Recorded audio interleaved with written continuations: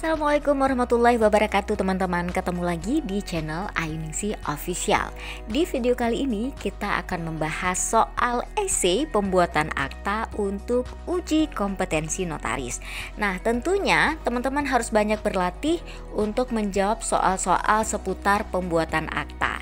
Karena esai ini bernilai 60% loh nilainya dibandingkan dengan soal-soal COS. Jadi teman-teman harus banyak berlatih untuk menjawab soal-soal esai.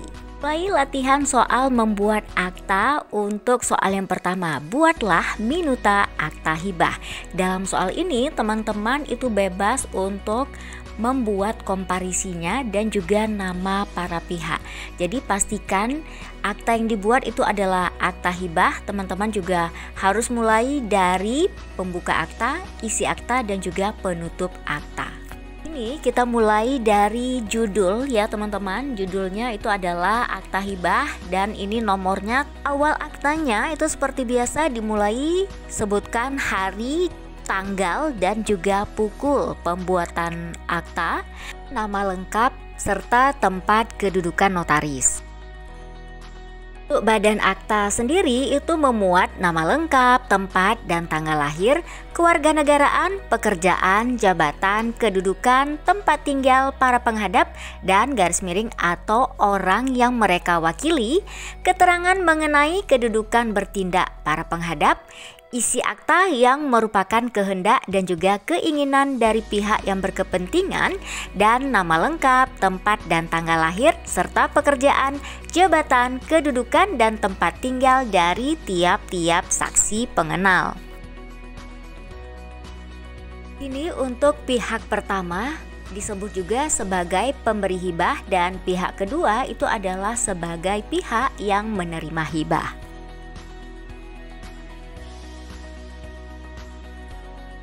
Pasal-pasal terkait dengan akta hibah ini teman-teman juga membuatnya secara umum. Jadi dimulai dengan hibahnya dalam bentuk uang atau barang. Kesepakatan tersebut teman-teman tuangkan di dalam akta hibah. Ini adalah beberapa pasal hibah yang secara umum dicantumkan dalam akta notaris dan teman-teman juga harus memperhatikan pasal demi pasal yang termuat dalam akta hibah.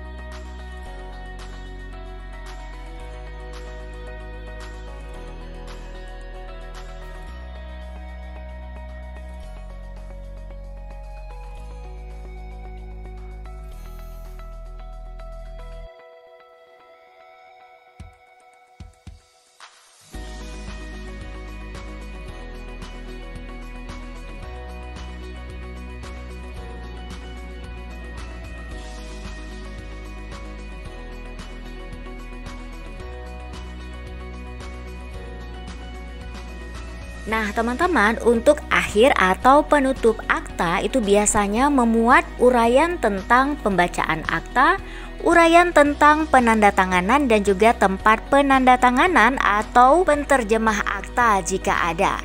Lalu nama lengkap, tempat dan tanggal lahir, pekerjaan, jabatan, kedudukan dan tempat tinggal dari tiap-tiap saksi akta.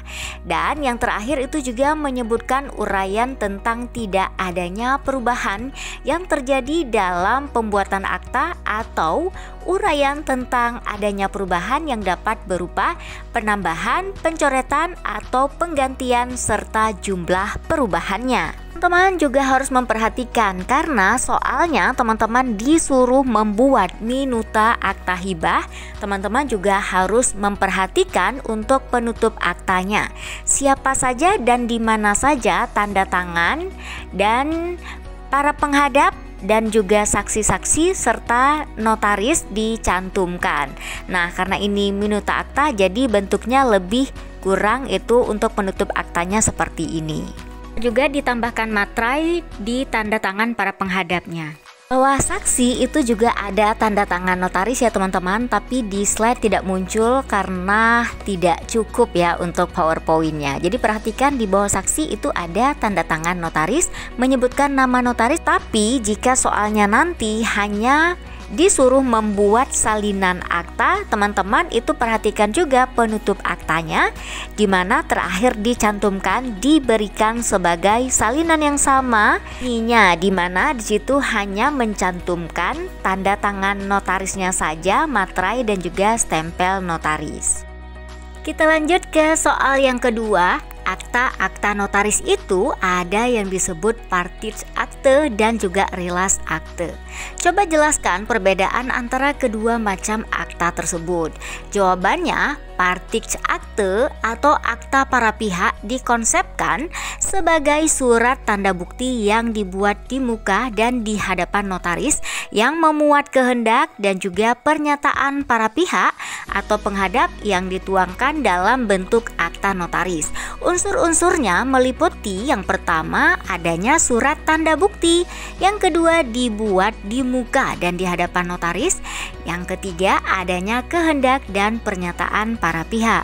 Sedangkan akta rilas atau berita acara adalah surat tanda bukti yang dibuat oleh notaris tentang apa yang dipandangnya, diketahuinya atau diperhatikan atau dilihat dan disaksikan tentang terjadinya suatu perbuatan atau peristiwa secara langsung.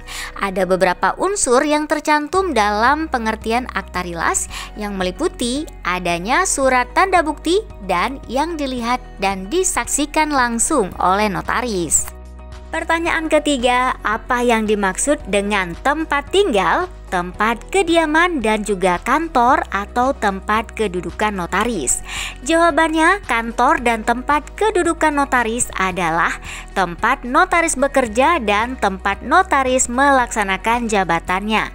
Sedangkan tempat tinggal itu dikonsepkan sebagai tempat seseorang untuk melakukan perbuatan hukum, di mana filosofi dari tempat tinggal adalah untuk menentukan tempat pengadilan yang akan menyelesaikan sengketa yang berkaitan dengan kontrak ataupun perjanjian, khususnya yang dituangkan dalam akta notaris, di mana tempat kediaman atau domisili juga diatur dalam pasal 17 KUH Perdata sampai dengan pasal 25 KUH Perdata. Dalam KUH Perdata tersebut, domisili dibedakan menjadi dua macam, yaitu yang pertama domisili yang sesungguhnya dan kedua domisili yang dipilih. Domisili yang sesungguhnya adalah tempat melakukan perbuatan hukum pada umumnya.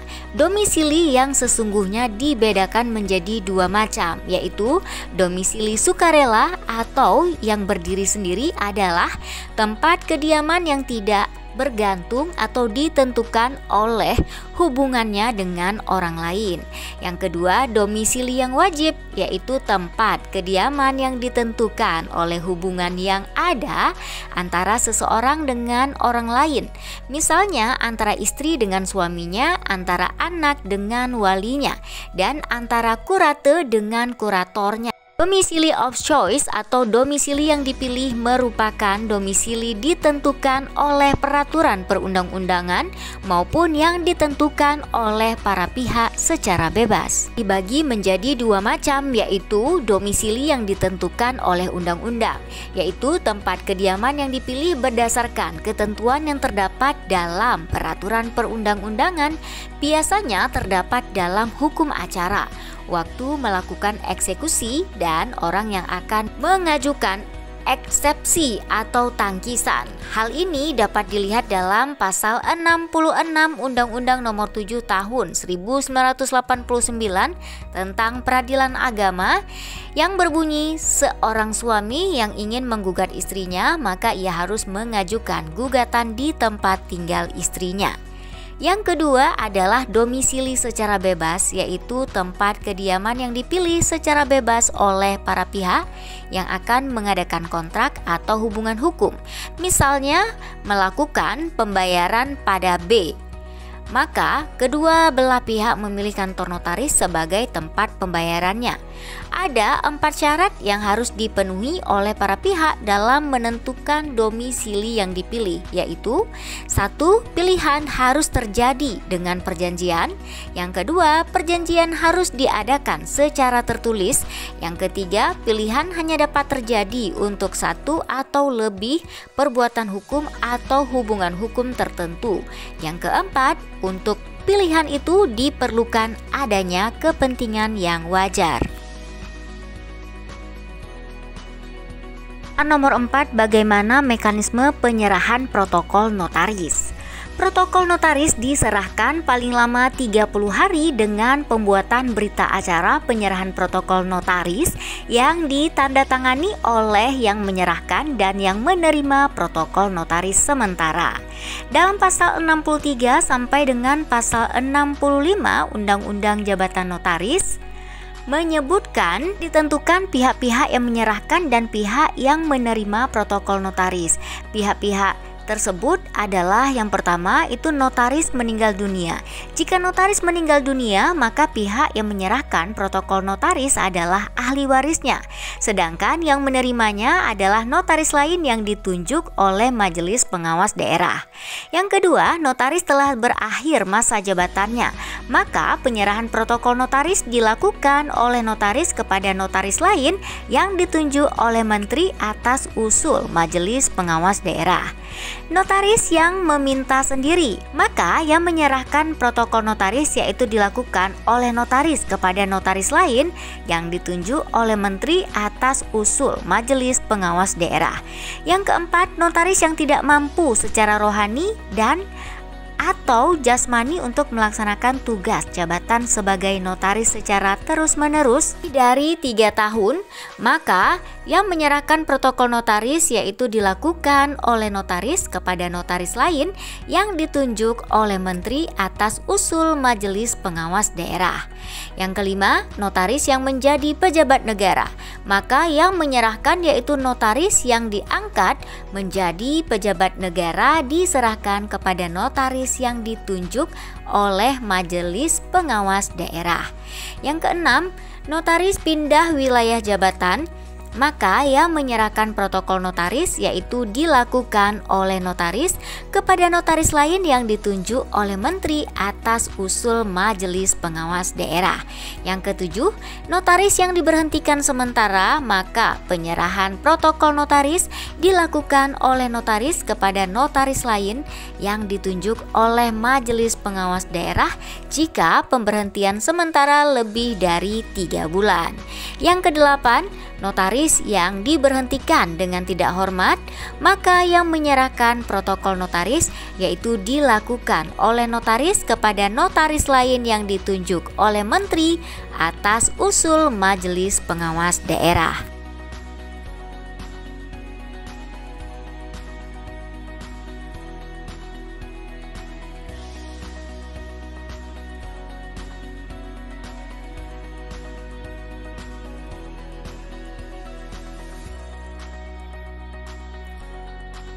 Lima, kapan notariat itu mulai masuk di Indonesia? Siapa badan mana yang menumbuhkan dan apa tujuannya? Jawabannya, momentum masuknya lembaga notariat di Indonesia dimulai pada permulaan abad ke-17, di mana badan yang menumbuhkan notariat di Indonesia yaitu Oost Indies Company. Oost Indies Company merupakan gabungan perusahaan-perusahaan dagang Belanda untuk perdagangan di Hindia Timur yang dikenal dengan nama VOC dengan gubernur jenderalnya yang bernama Jan Peter Zoon Koon. Oke teman-teman, itu saja video latihan soal esai pembuatan akta untuk uji kompetensi notaris. Semoga video ini bermanfaat buat teman-teman semuanya. Sampai jumpa.